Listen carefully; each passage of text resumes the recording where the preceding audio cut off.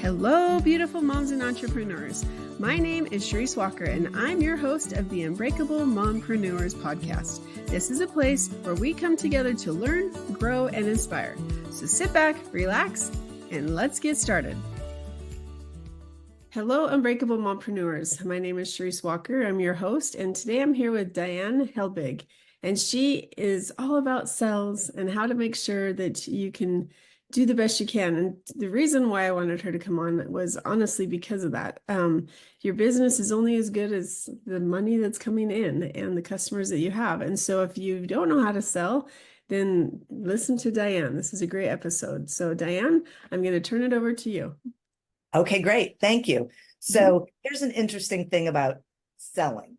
And I use air quotes when I say it because the traditional way we have been taught to sell doesn't work.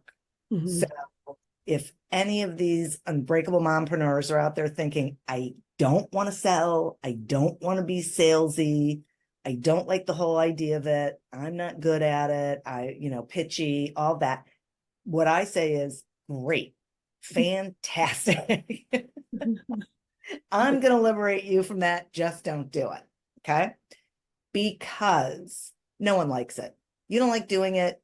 The consumer or the company doesn't like receiving that sort of behavior. And we have to stop doing things that don't work.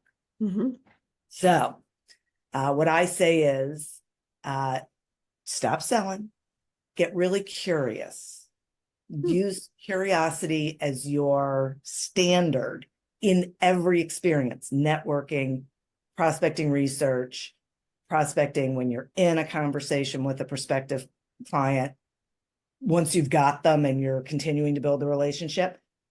Because when we're curious, we're in learning mode, we're not in telling mode. And the truth is, no one's listening to you anyway, because they're not going to listen to you until they trust you and they have a need for what you sell. So our job is to build that relationship, is to get very curious about the people around us with a totally open mind, because we don't know how they're going to show up in our world. They might be a client, but they might be a resource for our clients and our community. They might be a referral source. They might just be a business friend who we like to see at networking things and, commiserate with, support each other. And the truth is, we have no idea. They might be someone we don't want to have anything to do with. And we're not going to know that unless we're totally open-minded and not looking at them as a potential customer, but looking at them in terms of, who are you? What are you about? And does this fit? Do I feel a synergy? Is there any sort of chemistry, so to speak, business chemistry between us? And would I like to get to know you more? Yeah.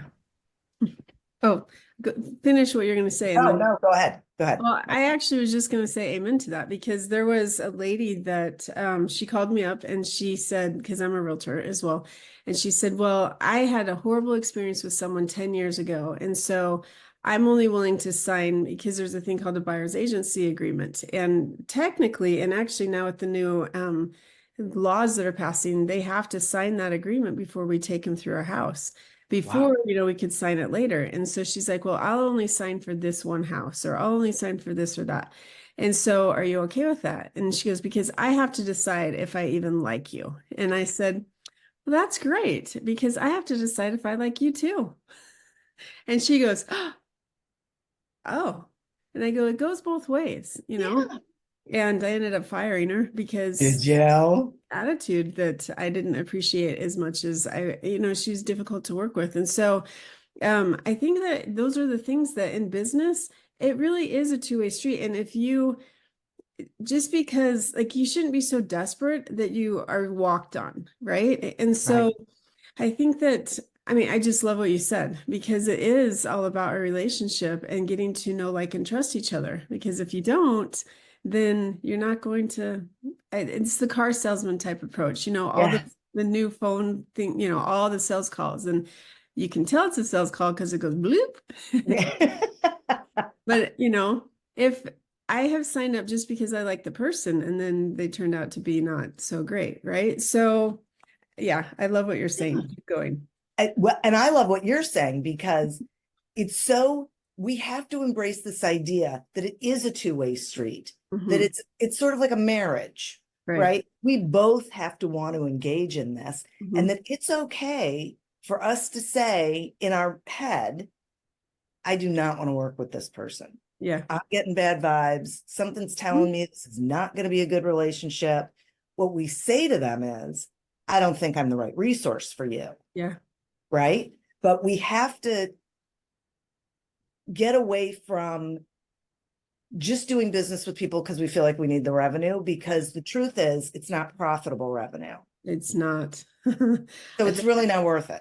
Yeah, I have a friend that I love dearly. And what I appreciate is she was honest with me, because we've known each other for a long time. But she's one of those that she will take, and she doesn't want to give anything in return, right? And so we were talking about listing a home, and it was a pretty expensive home. And when I say that, like commission typically is 3% for an agent on one side, 3% on the other. Again, you don't have to pay that, but typically that's kind of the standard.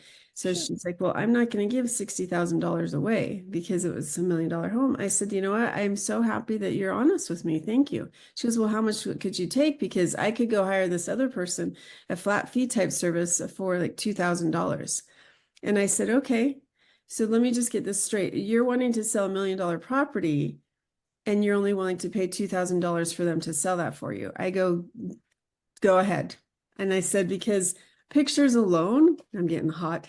Pictures alone, um, I spend more than that. And so if you're going to take that, then more power to you. I said, but my time is more valuable. And remember that time, the last time I worked with you, that I had 5 people under contract, and then there was you, and you took more time than those 5 people. And I only charged you 1% because that's all you were willing to give me. I said, sorry, if you want to do all these things and you just want me to put it on the MLS, okay, great. I'll charge you $2,000. But Yeah.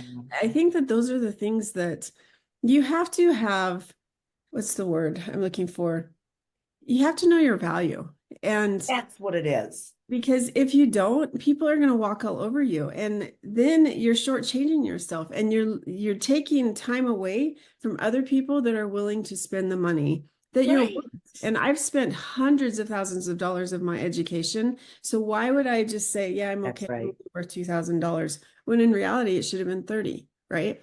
It's So exactly right. yes, and that's the part that I think people, Oh, as the owner, my mom, yes. like you have to know that you are worth what you are charging, and you have to believe that. And that, I think people in this headspace, that Yeah. it doesn't work. Yeah. So keep going. Okay. So I'm so glad that you brought that up because you are dead on. And it's not about how much time it's going to take. It's No. not about, it ends up being about perceived value, but you're absolutely right. We have to own Hmm. that we are bringing value Hmm. and that it has a certain worth, right?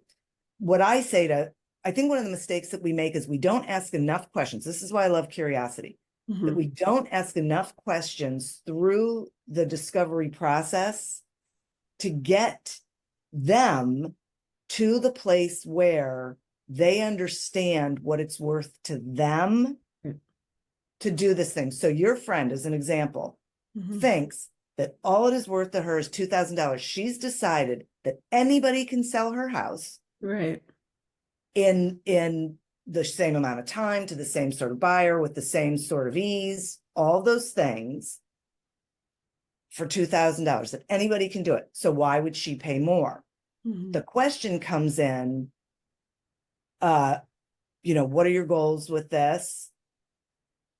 What are you hoping to, how quickly are you looking to sell? Do you have a sense of how frequently you want people in and out of your house? I mean, like there's all these questions which I'm sure you did, but then we have to really listen to the answer, because if their answers are they don't care, or they have all the time in the world, or fill in the blank, Hmm. you know what, they're not going to see the value. No, It's yeah. not going to equate, right?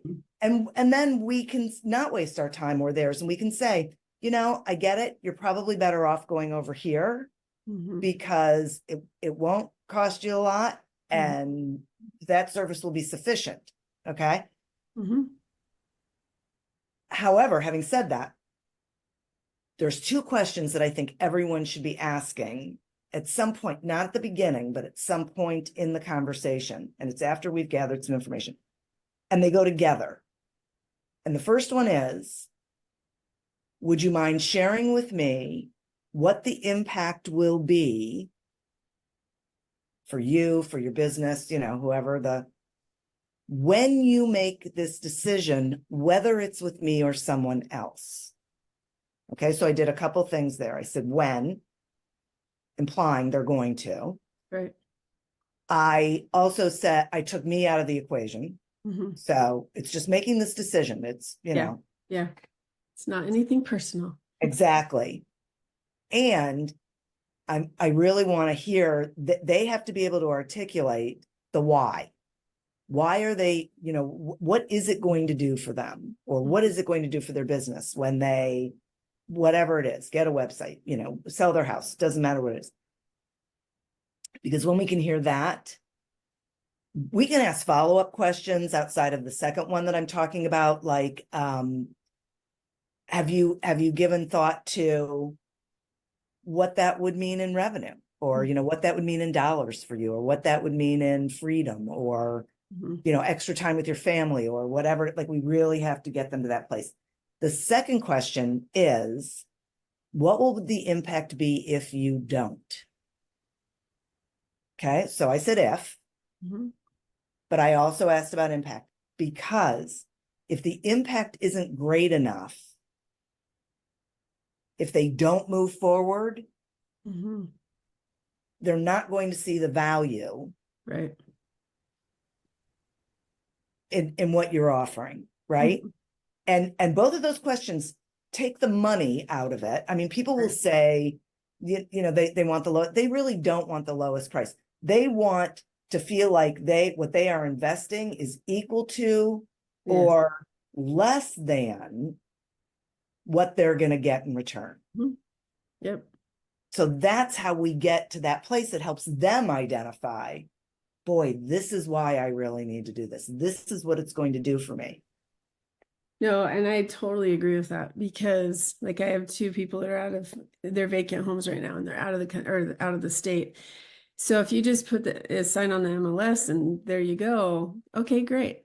But they're hurting for money right now, and they need their house sold ASAP. And so it's like, I'm doing everything I can and busting my behind, where a typical flat fee broker that doesn't do anything, they're not going to do any of that stuff. And so I love what you're saying about that. And I love the win, because when you do this, that is because it really makes them think, okay, what is my end goal?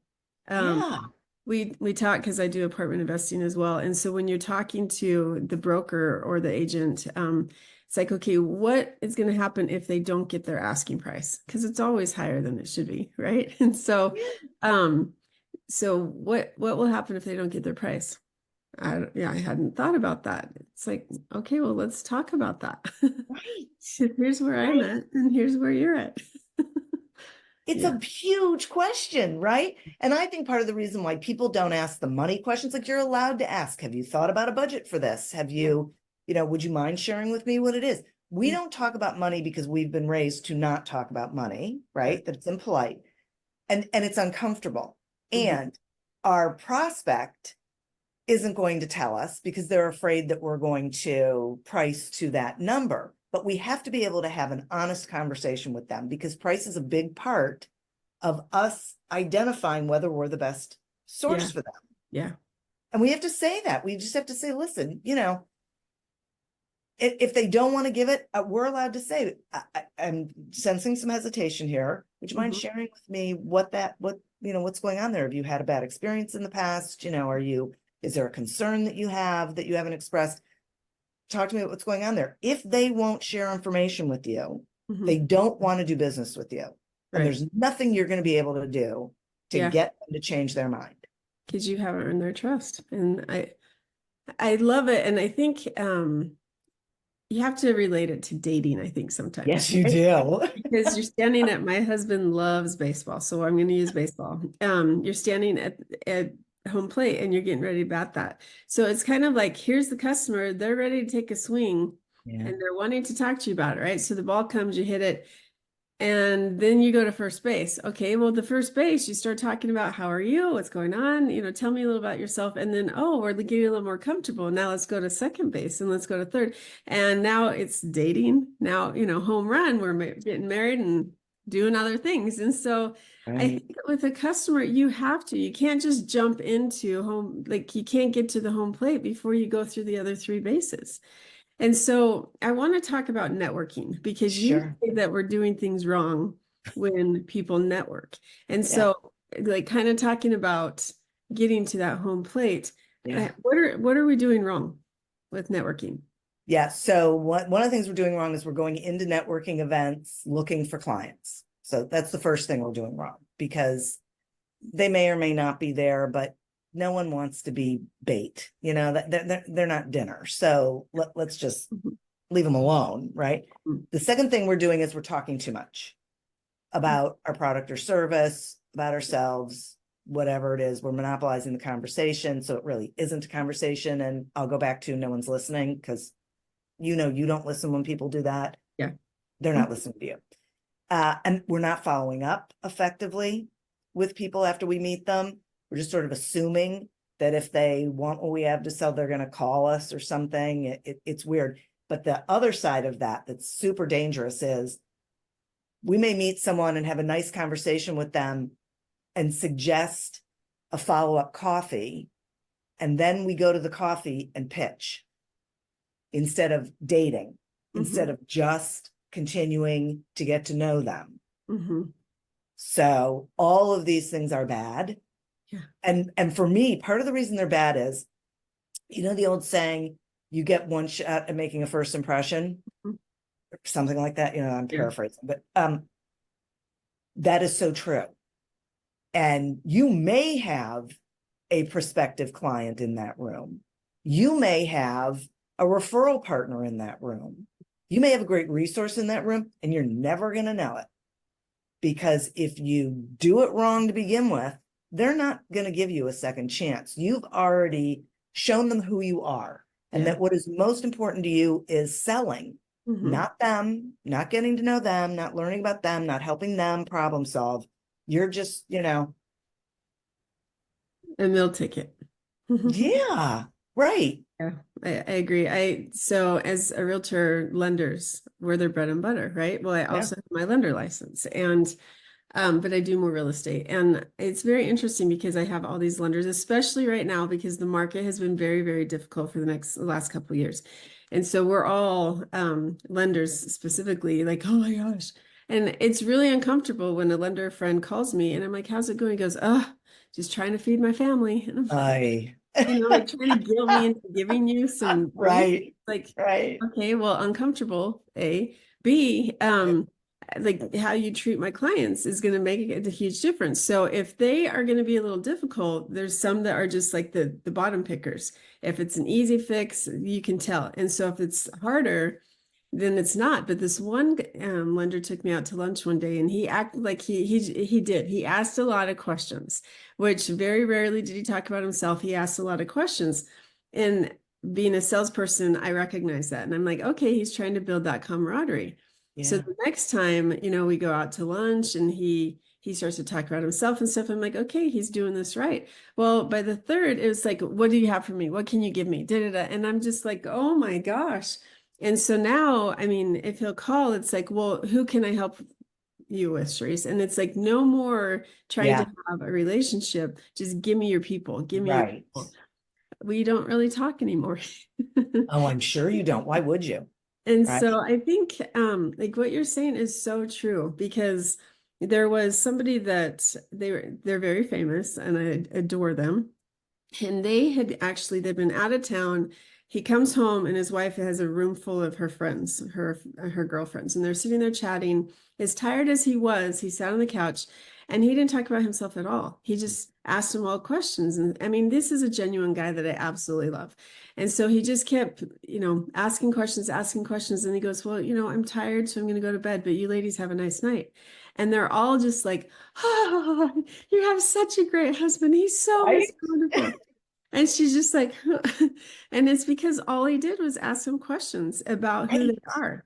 And that's something that has really stuck with me because I tend to want to overshare a lot. Obviously, people hear this on the podcast a lot, but it's you and I. But I think that when you're asking people questions and you do things, they're like, I really enjoyed that conversation. Right. And they don't realize why. It's because you asked about who they are. And very rarely do people take the time to do that. And this goes all the way back to Dale Carnegie and How to Win Friends and Influence People. This is what he wrote in that book back in, I don't know, like the 1800s. And Yeah. it is still relevant today. That people thought he was a great conversationalist because he would go to these dinner parties and they would seat him next to someone and the person would say, oh, Mr. Carnegie, tell me all about you. I heard blah, blah, what I would love to hear about. And he would say to them, I'm happy to tell you about that. But first, I have a couple questions for you. Oh, And he wow. would totally turn the conversation. He would just ask that person questions. And before they knew it, the night was over. And they would leave and they would say, that Dale Carnegie is such a great conversationalist. He never said anything, right? But he made them feel valued. He was interested. He really listened to what they said. So he responded to what they were saying. It's a real, and listen, people are going to refer other people to you when they trust how you do business and there's a need. So to say to someone, I want to go back to this guy at lunch who says, so what do you have for me? That's ridiculous, right? We need to totally take that out of that's not how it works. When I have something for you and we've built this relationship, I will call you. Yeah. Right. So if you're not hearing from me, it's because there's nothing over here. Right. Yeah. Sorry. It's And I think, I mean, it is important to have that conversation. It's important to have the relationship. And I have another one that well, Sharice, do you still trust me? Like, I'm your number one guy, right? No. And so it's like, I need to give you some feedback. right. Why I'm not going to refer people to you anymore, and I think that we owe it to other people, especially in a business situation, to help each other out. Like, Sharice, what can I do better? I mean, how would you feel if it's, well, do you not trust me anymore? Am I not your number one person? Versus, Sharice, what can I do to be able to have more clients with you, that we can have more of a relationship where I can help your clients more? What can I do better? Oh, you're open to feedback. Okay, yeah, let's have a conversation versus, Right. Yeah. Well, I mean, I think some of that is the difference between men and women to some degree. Yeah.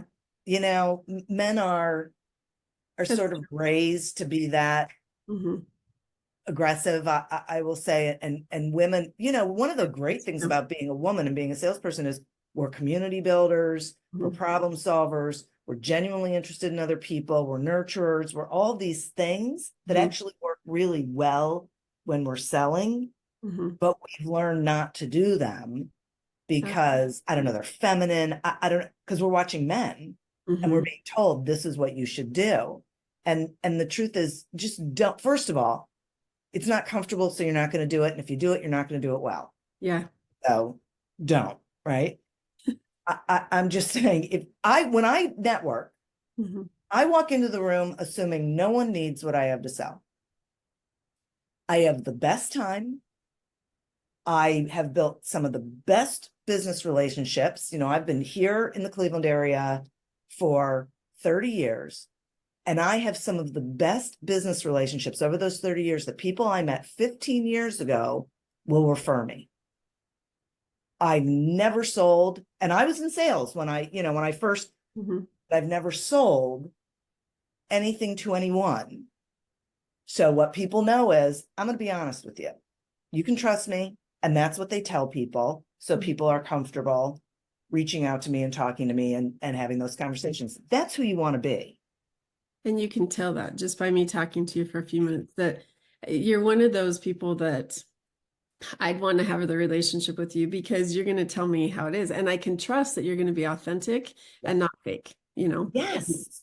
that's not always, I don't know. I've talked myself out of a job many times with my clients because I'm like, I wouldn't sell right now. Or if you can keep your house, and let's just help you buy another one. I Mhm. talk myself out of a job all the time, but that's why I have a 86 to 90% referral rate because they do trust me. Exactly. That's exactly right. Because you tell them the truth. You don't Yeah. tell them what's going to get you money. Mhm. You tell them what they need to hear because you are the expert. Right. You have the knowledge. You know the market. You know you're listening to them. You're learning about what their needs are, and you're helping them problem solve. Yeah. Yep. It's so true. Yeah. So, how can somebody succeed? Because somewhat people might be like, okay, well, and now I don't know how to sell. I don't know what to do. So, how can you be successful if they don't sell? And Yeah. what does that mean? Okay. So when we let go of the idea of selling and we embrace this idea of curiosity, it is still sales is still an activity. It is still something that we need to do. So, we break it down. So networking is just about business, building relationships, and it's a long game sort of endeavor. Okay. No quick hits. You can't start networking when you need business because Right. just Right. you're going to be desperate and everyone hates desperate. And then you come across desperate. Yeah. Keep going. Yeah, right. I need. So not good. And you don't like feeling that way and whatever. So, but you need to do your research. So you need to do prospecting research. And one thing I will say is it depends on whether you sell to consumers or businesses, if you're B2B or B2C. So let's talk B2C. Okay. You're selling to consumers. It's pretty hard to prospect to consumers because you can't pick up the phone and call a whole bunch of people in your area and ask if they're interested in whatever. So what I tell people is, you know what? Start having educational workshops, small, short, with no selling involved. Yep. Because what you're doing is you're giving people an opportunity to get to know you, Hmm. to learn about what you know. You're giving them something that they can take back with them, something that's valuable to them. And then you're identifying who, if anyone in the room, would want to have a follow-up conversation. So it's no sales, or would like to get your newsletter, Right. or would like to know when you have your next Hmm. event. Okay. This is how you build relationships with consumers because, and you can do it with your current clients and ask and offer for them to bring a friend, but Hmm. it's all educational.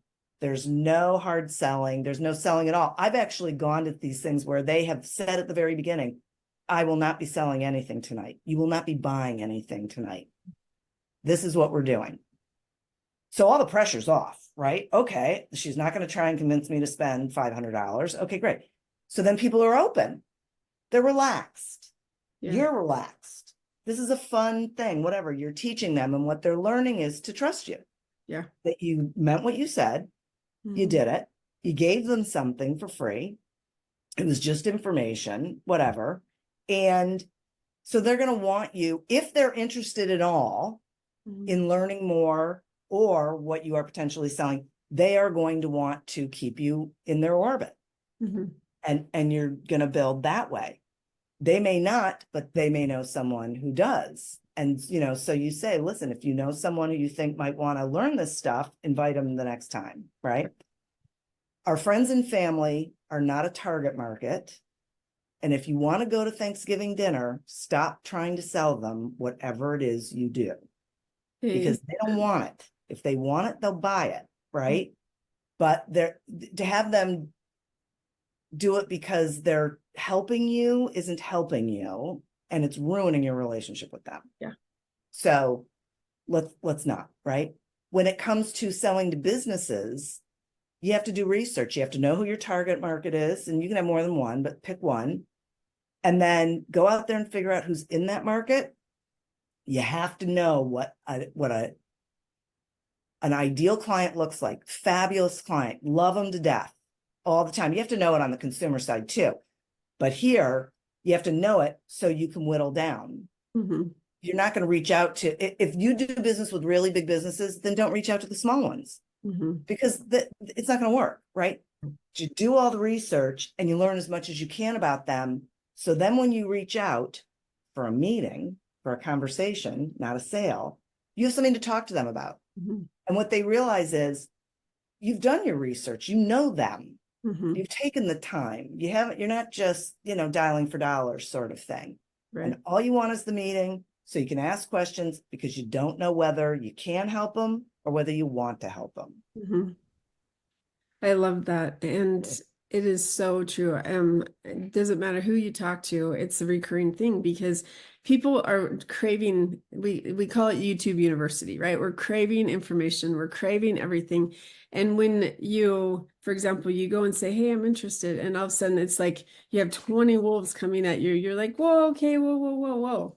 And so it's, hey, come with me. There's someone I was talking with, and I've started to do it as well, where you hold informational meetings. And I think that that's the biggest thing. I do client appreciation events because I love to see my clients. To me, I spend so much time with them, and all of a sudden they buy the house and boom, see you later. I'm like, no, I'm not that type of person. I still want to stay in touch. And so I do these client appreciation events and I say, bring a friend or bring somebody that is talking about real estate or that wants this or that. And I love those events and people look forward to them. And so now I'm starting these seller seminars, buyer seminars, investor seminars, and there isn't any selling. It's do not make these mistakes. And then like and trust. Okay, so let's go to second base and let's start talking about you individually. And so I'm so glad that you talked about that because I don't think enough people do that. And it takes effort. And so who is going to do it? Because it takes effort.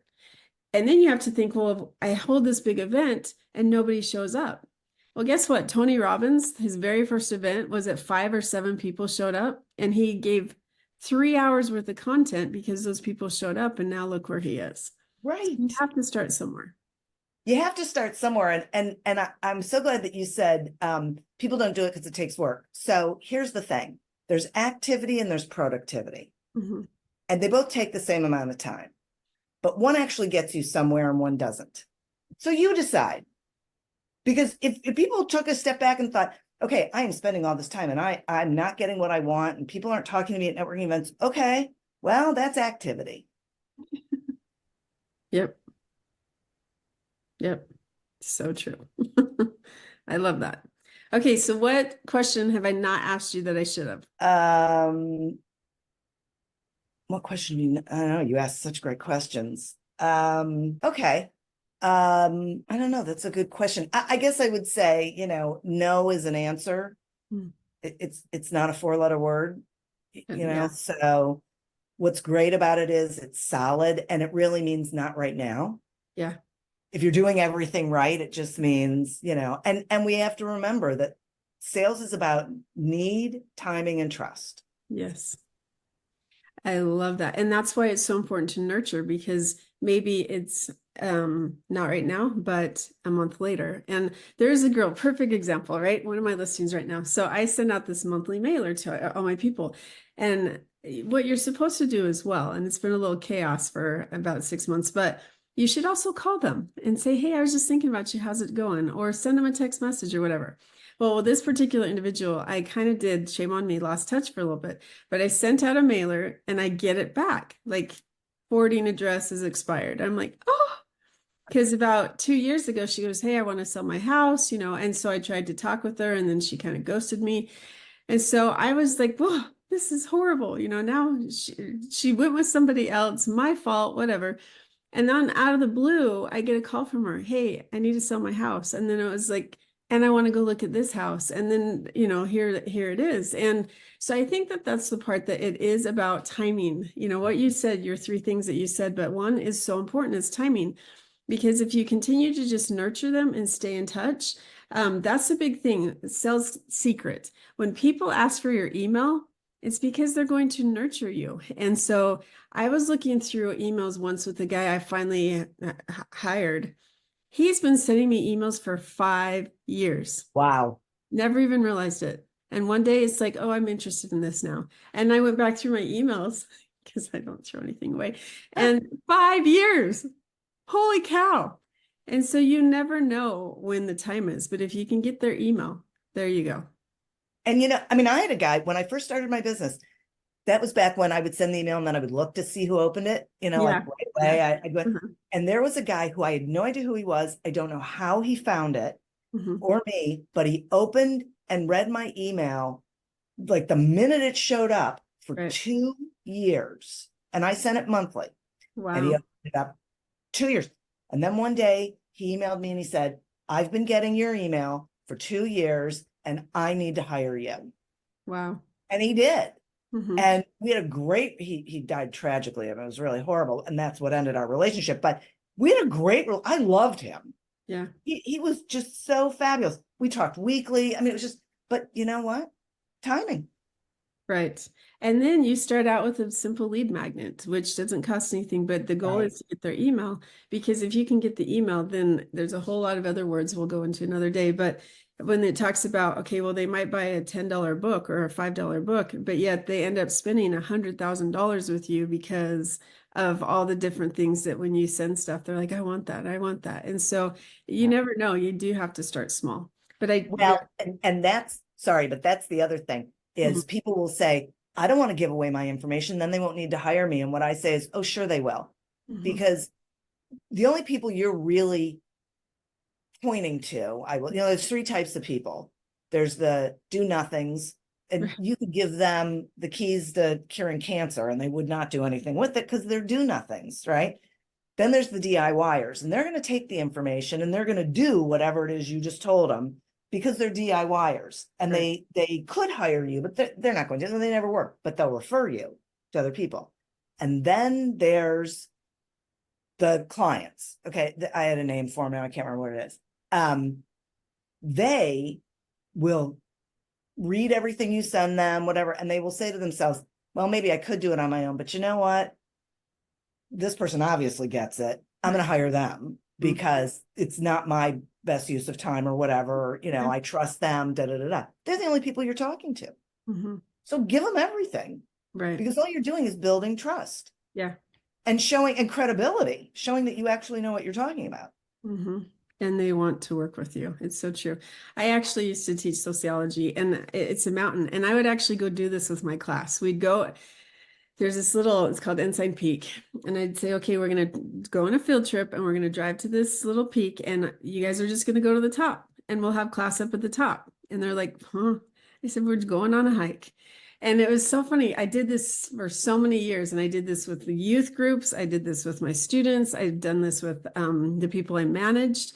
And every single time without fail, it happens. And so if your name is Nellie, I'm sorry. It's not meant to be negative, but I'm going to use that. And so within, I'd say 5 minutes, maybe 10, but it's usually within 5 minutes, the group develops into three types of groups, which you talked about. Like those are the groups you said, but for visual people like me. So you have the people who are like, I'm going to get there. We're going to be at the top. And they're like these go-getter type people. And they're just so fast and they just have to be out of control. I'm going to be the best and I'm going to be the top. And so they get to the top and they're just sitting there and they're enjoying the view and they're enjoying everything and they're so happy to be around.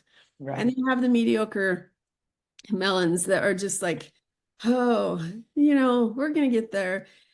Oh, look at the flower. It's so pretty. And oh, I love this. And oh, have you thought about that? And it's really fun to hear them because they're just enjoying the journey as they go. Right. And then you have the negative Nellies. They're like, how much longer? Why are we doing this? This is so stupid, you know? And I would purposely, throughout the times, I'd start at the top and then I'd come to the middles and then I'd be at the back. I'm like, come on, guys, you can do it. You can do it, and oh my gosh, every single group, they're always like that. And so the other day we're driving, my daughter and I took her to get a massage, and it was early in the morning and there's this huge group of people. And I said, oh, Jess, watch this. And we started at the back and I'm like, see the group? And then we pause, there's nobody, there's a space. See the group? And then there was no space. See the group? I go without fail, every single time, there's always three types. There's always three types. And she's like, oh my gosh, mom, really? And it's so funny you just said that because there are. There You have are. three types of There are. people. Yeah. And so your job as a business owner is to figure out your three types of people and sell to them differently because they're not all the Some you same. can't sell to though. This is the Right. thing. Some Right. now. Right. I wouldn't even bother. What I would say Right. is just sell to the group that you want to be doing business Yes. with, Yeah.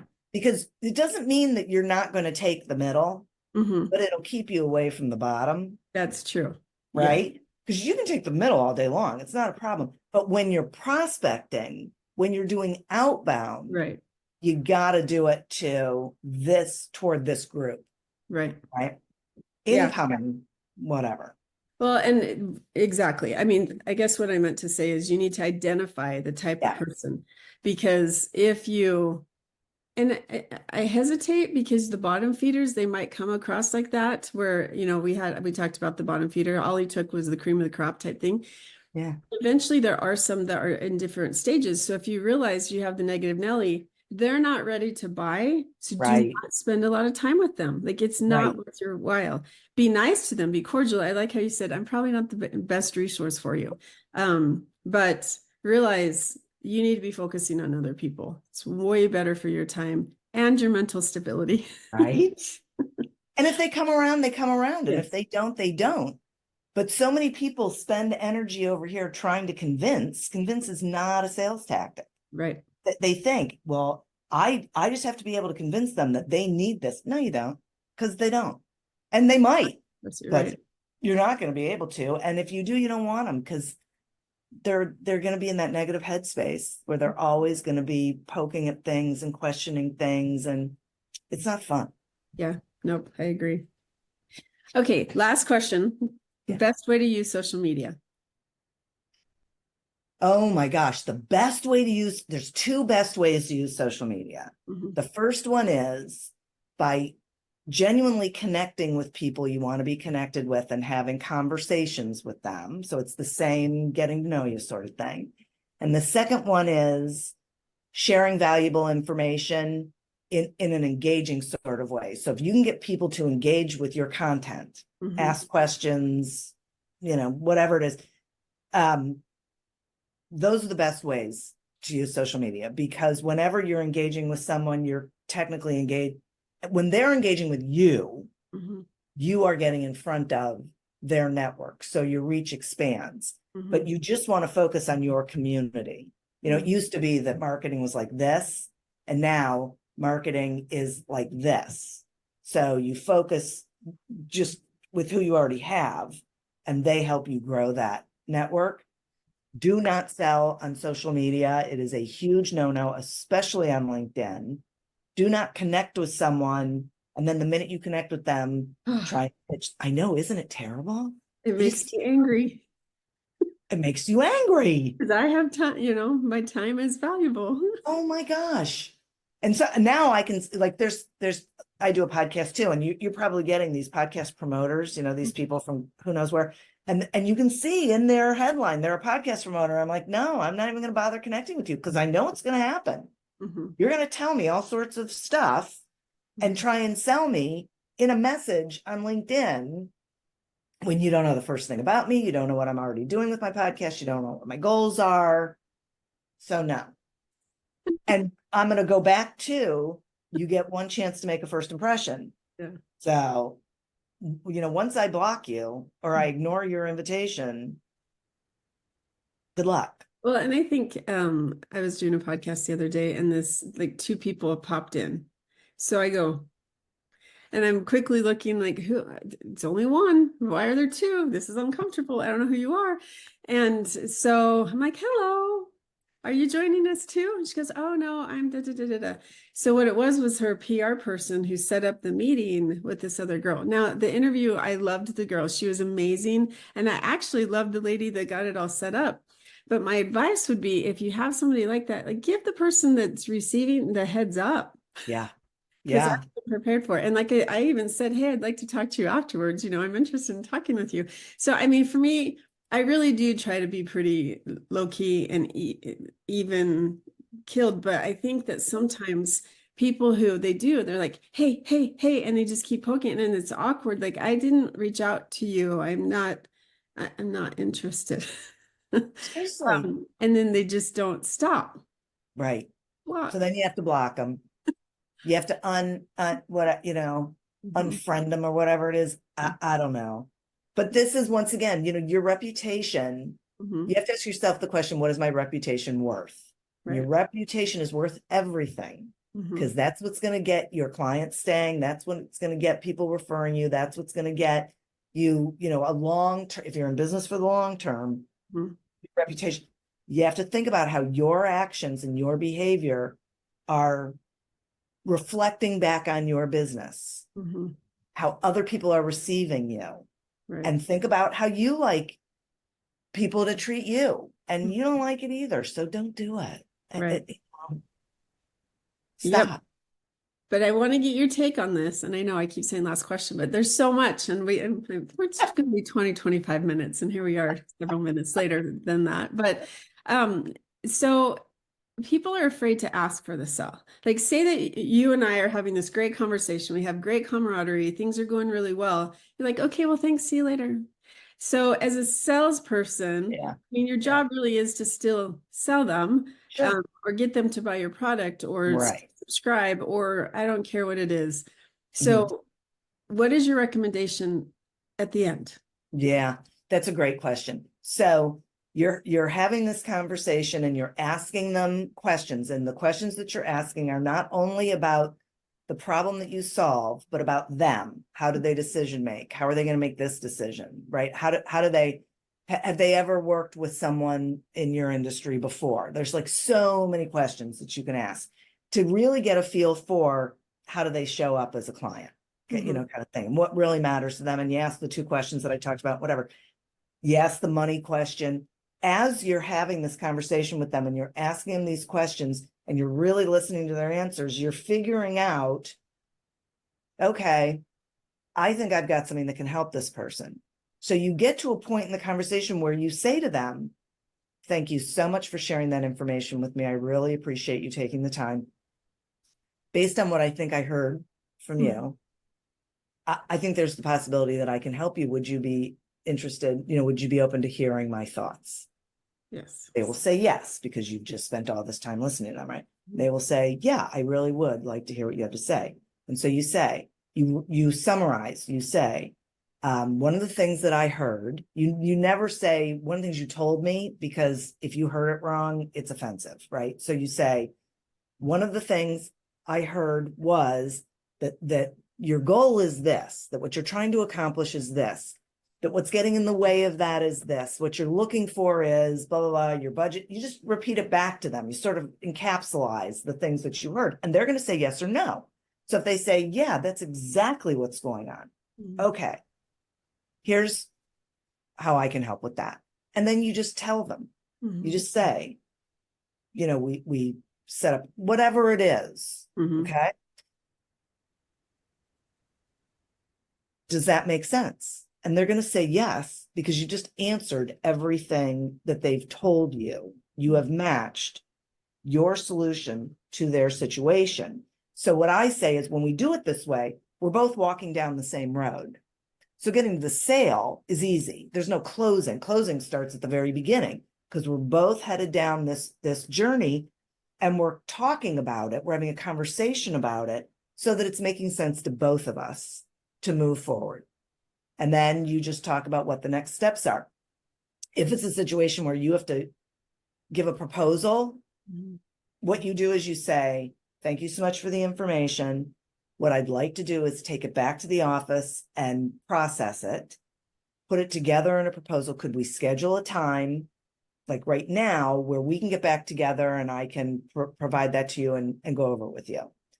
If they say, why don't you just email it to me? You say, my concern with just emailing it to you is that it's really important to me that I know that I heard you correctly and that I am responding to what your actual need is, which is why I'd like to sit down and actually go over it with you.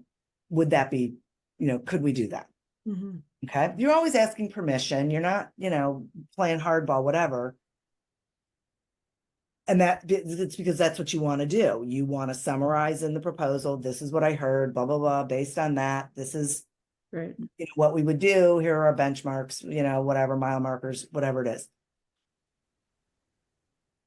If you've built that trust and they really want to work with you and whatnot, they're going to agree to that conversation. But you've also asked what's your decision-making process ahead of time. So you know if they have to talk to other people about it, you need to bring those people into that conversation. You know what I mean? I mean, there's a lot to it. But if we do this process where we're curious first, and then we're sharing, these two things come together for both parties. If we're curious first and we're thinking to ourselves, I cannot help this, you know, their budget's too low or whatever it is, then we just say, thank you so much for the information. I really appreciate your time and you sharing with me. Based on what I heard, I don't really think I'm the best resource for you. And I'm happy to refer you, you know, provide you some other, if you would like, but I'm, you know, I don't want to waste any of your time moving forward. Yeah. And then you part ways. I think that at first they're like, I was just rejected. So now it's this mental game. And sometimes people will come back and wait. And other times they're like, thank you. You know, it's okay. Right. Yeah. I mean, I had someone once say to me, she and I had this, she'd sat in on a class of mine, you know, years ago, whatever. And then she reached out to me. I want to hire you, blah, blah, blah. We sit down, we have this whole conversation. I ask all these questions and I'm thinking to myself, I am not the right resource for this woman. I mean, I love her. I cannot get, you know, this is not going to be good. Right. So I emailed her and I said, hey, can we talk? Right. Before I ever gave her, you know, any sort of proposal or anything, I just said, you know, can we have a conversation? She said, sure. And so we got on the phone and I said to her, you know, I'm not the right resource for you. And she said, well, I sure hope you are, because I really trust you. And I said to her, then you need to trust me when I tell you I am not the right resource for you. And I'd like to introduce you to a couple of people who I think are, you know. That's cool. Because it was great that she trusted me, but that didn't mean that I could do what she needed. We have to know that too, and be able to say, you know, this will not turn out well. There will not be a good result if we move down this road. That's cool. That's really cool. And I think that, again, being authentic, following your gut, that's something that's huge. I wrote this book that I talk about following your intuition. Now it talks about relationships, but everything your gut is going to tell you. And if you're like, I really want this, and it could mean a lot, I promise you at the end of that, whatever it is, you're going to go, I should have listened to my gut. That's right. And you just have to start listening to it more. So That's I love that you're like, it's not going to be good. Let's still like each other. Right.